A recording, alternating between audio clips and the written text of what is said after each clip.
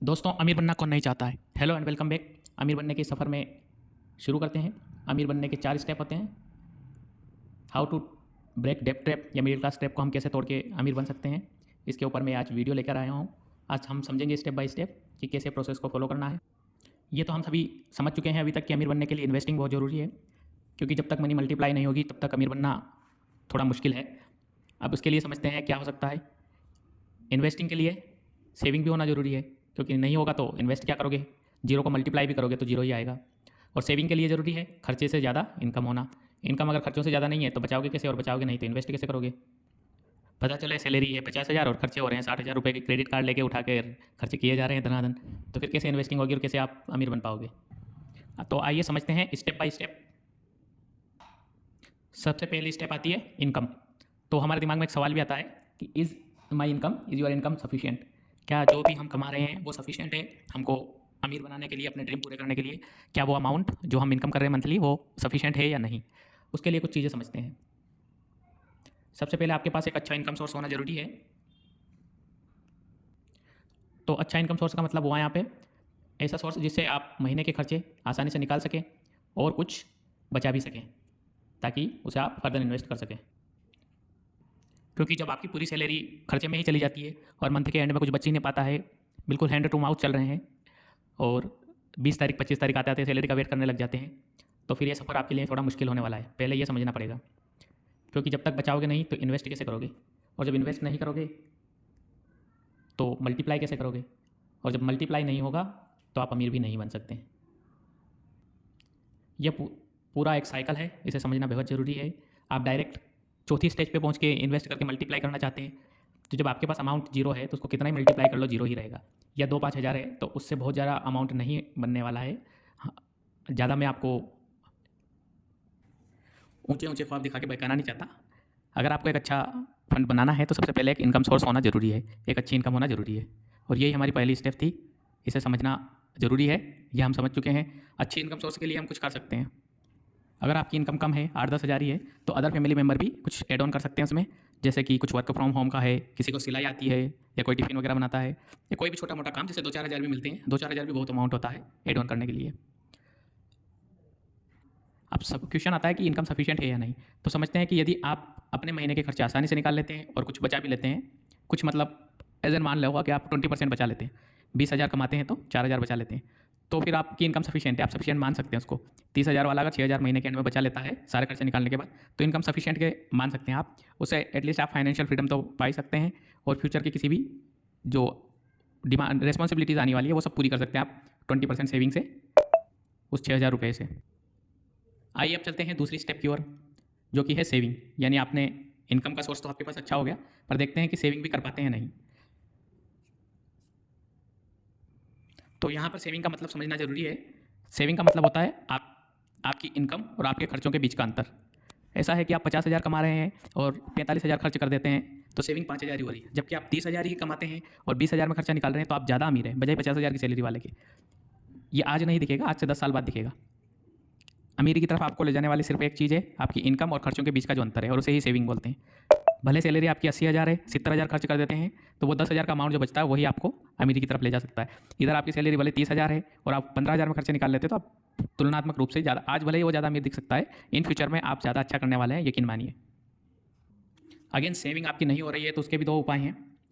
एक तो अगर आपकी इनकम कम है तो सोर्स ऑफ इनकम पे ध्यान दीजिए, और इनकम बढ़ाने के सोर्स मैंने भी आपको जैसे बताया कि फैमिली मेंबर्स ऐड ऑन कर सकते हैं, या फ्री टाइम पे आप, अगर आपकी जॉब कम है तो फ्री टाइम पे आप ओला बाइक वगैरह कुछ भी एक्स्ट्रा काम कर सकते हैं।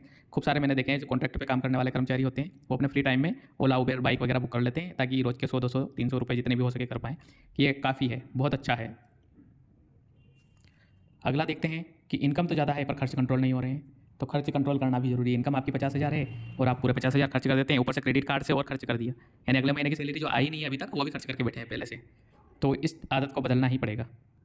अब मान लीजिए कि आपने सेकंड स्टेप जो सेविंग थी वो भी पूरी कर ली, इन्वेस्टिंग पहली स्टेप इनकम हो चुकी है, आपकी अच्छी इनकम है। दूसरा है सेविंग, सेविंग करना भी आप सीख गए हैं।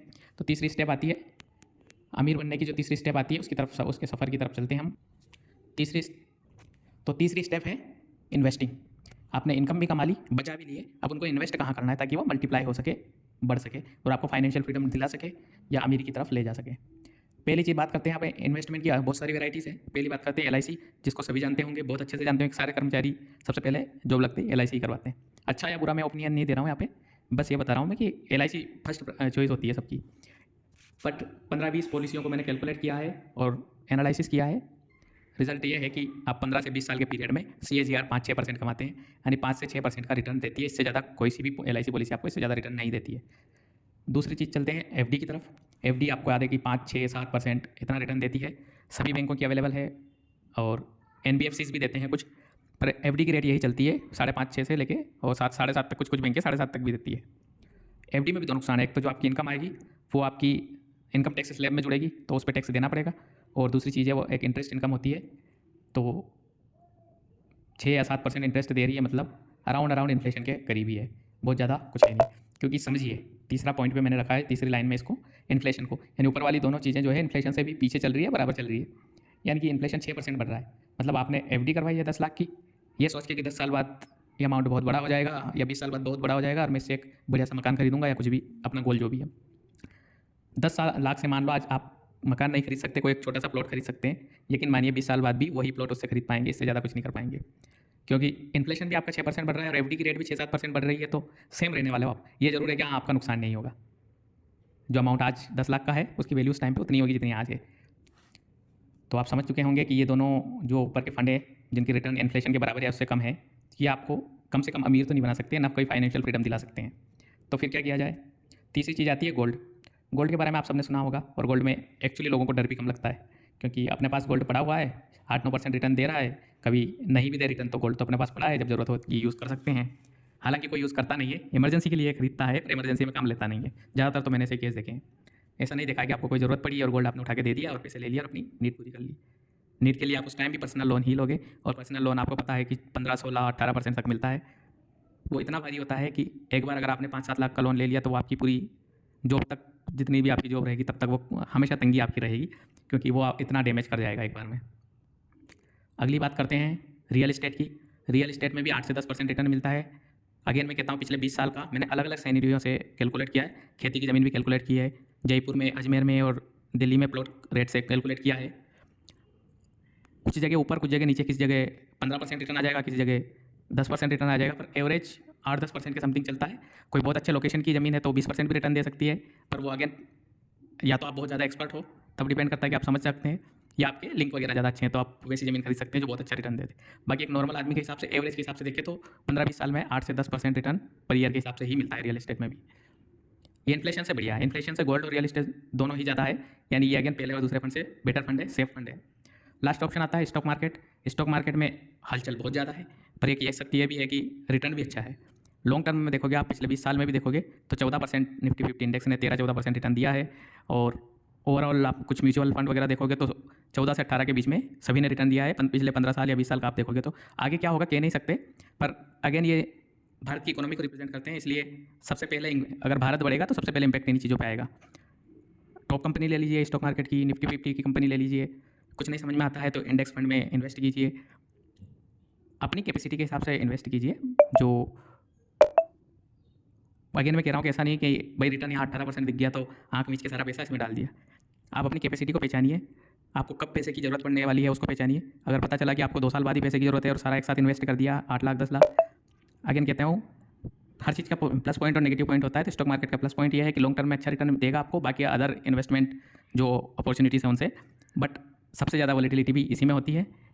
फ़ायदा यह है कि लिक्विडिटी सबसे ज़्यादा होती है, यानी जब भी आपको ज़रूरत पड़े, जितनी भी ज़रूरत पड़े, 10 लाख इन्वेस्टेड है, 1 लाख की ज़रूरत है, आज रिडीम कीजिए, 2 दिन बाद आपके अकाउंट में आ जाएगा।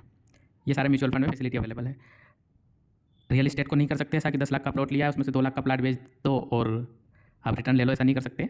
तो यह बेनिफिट मिल जाता है कि इमरजेंसी में आप अच्छे से काम ले सकते हैं इस फंड को, बट आपकी रिस्क बीयरिंग कैपेसिटी कम है तो आप थोड़ा सा 20% 25% अपने टोटल इन्वेस्टमेंट का ट्राई कर सकते हैं। जब आपको लगता है कि हाँ मैं कैपेसिटी है मेरे में, कैप्स डाउन से देख सकता हूँ, तो आप अमाउंट बढ़ा सकते हैं। ये 3 स्टेप भी बहुत सारे लोग जानते हैं समझते हैं, पर चौथी स्टेप जो मैं बताने वाला हूँ वो सबसे इंपॉर्टेंट हो जाती है। और वॉरेन बफेट, राकेश झुनझुनवाला जैसे इन्वेस्टर विजय केडिया, इनको देखोगे तो इनका भी यही है फंडा। देख लीजिए स्टेप 4 क्या है, capacity to hold for long term. क्या आप लॉन्ग टर्म के लिए होल्ड कर सकते हैं? इसका मतलब यह है कि आप प्रतिदिन के उतार चढ़ाव से विचलित नहीं होते, बीपी हार्ट बीट नहीं बढ़ती आपकी। ऐसा नहीं है कि कल 10 लाख डाले थे, आज 9.5 लाख रह गए तो आपका बीपी हार्ट बीट धक धक करने लग गया। अगर ऐसा है तो सबसे पहले इसे मैनेज करना सीखिए। मत कीजिए 10 लाख, 1 लाख ही कीजिए, 10,000 ही कीजिए। जहाँ से आपको ऐसा लगता है कि उतार चढ़ाव से आपका बीपी या हार्ट बीट बढ़ रहा है तो आप इन्वेस्टमेंट रोक दीजिए। आप पहले उस पर काम कीजिए। मुझे नहीं फ़र्क पड़ता है कि 10, 20, 50 हज़ार ऊपर नीचे कब हो जाए, लाख रुपए कब ऊपर नीचे हो जाए, क्योंकि वो कैपेसिटी में जनरेट कर चुका हूँ। इसलिए अगर आपकी कैपेसिटी नहीं है तो छोटे छोटे अमाउंट से शुरू कीजिए। जब आपको लगे कि हाँ मैं उतार चढ़ाव देख सकता हूँ और मैं लॉन्ग टर्म का व्यू लेके चल रहा हूँ, मैं 10 साल बाद देखूंगा कि अमाउंट कितना होता है। बीच में कितना ही ऊपर जाओ नीचे जाओ मुझे फ़र्क नहीं पड़ता है।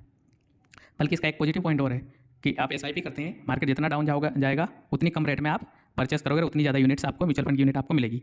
तो मेरा तो यह रहता है कि मार्केट डाउन जाए, जितना डाउन जाए उतना अच्छा है, क्योंकि मेरे को अभी पैसे की नीड है नहीं। जितना डाउन रहेगा मेरा इन्वेस्टमेंट उतनी ही कम रेट पे होगा और वो उतना ही अच्छा रिटर्न देगा लॉन्ग टर्म में। लॉन्ग टर्म तक अपनी इन्वेस्टिंग को बनाए रखना है, यही सबसे बड़ा गुरु ज्ञान होता है और यही सबसे मुश्किल काम भी होता है लोगों के लिए कि होल्ड करके नहीं रख सकते हैं इन्वेस्टिंग को और इसीलिए रिटर्न भी नहीं ले पाते हैं। और अमीर बनने का सफ़र जो रहता है वो बीच में ही छूट जाता है और जहाँ से शुरू किया था वहीं आप रह जाते हैं।